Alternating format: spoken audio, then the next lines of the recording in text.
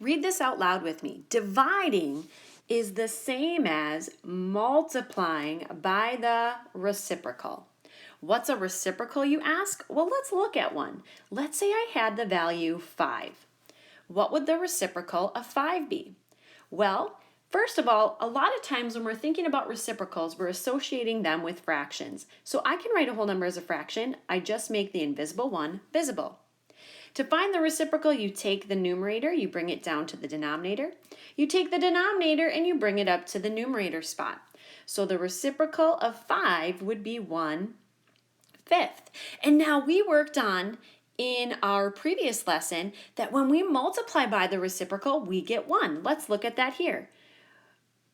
5, if I multiply by the reciprocal of 5, which is 1/5, I'm going to simplify before I multiply. You see that that gives me 1/1, which I can write as just 1. So anytime we multiply by the reciprocal, we get a value of 1. Now you might say, why are we going over this?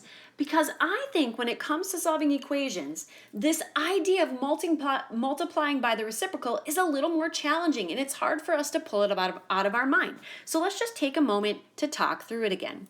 Let's say I had this equation. Basic one-step equation, 5x equals 60. First, you have to recognize it's a one-step equation. Then you have to recognize that this right here is my expression and it's working with multiplication. So I need to undo the multiplication. And we have learned and we are so comfortable with our inverse operations that we know to solve this one-step equation we would divide. And our goal is to find the value of our variable. So you know that we would divide both sides by 5. Now focus on the expression side. 5x divided by 5, what does that give me? It gives me 1x, which I can write as just x. 60 divided by 5 on the right side, that gives me 12. Right? So when we're dealing with multiplication or division equations, we know that right here on the expression side, we're looking to get to the point where we have one of our variable. Now here, in this example, I didn't multiply by the reciprocal to solve this, but could I? Let's take a look at that. I'm going to do the exact same equation. 5x equals 60. This time, instead of using division, because I know that, read the top with me again, dividing is the same as multiplying by the reciprocal. This time, I'm going to multiply by the reciprocal to solve this one-step equation.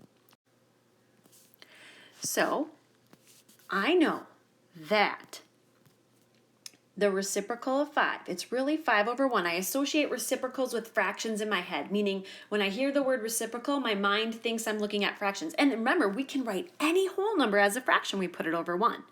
So what would the reciprocal of 5 be? 1/5. So we're going to multiply by the reciprocal. We do it to both sides to maintain equality. Now focus on this part of the expression right here. We know that when we multiply a number by its reciprocal, we get 1. So does this leave me with just 1x, which I can write as x? Yes, it does. And on the right side, I have 60 times 1/5. I am going to write 60 as an improper fraction, and I'm going to simplify before I multiply. So I can simplify right here, divide by 5, I get 12, divide by 5, I get 1. This ends up giving me 12/1, which I can then write as just 12. Did we get the same answer? Yeah, what's different between them? Well, in the first time solving, I used inverse operations. In the second time solving, I remembered that the inverse operation, yes, it's division, but dividing is the same as multiplying by the reciprocal.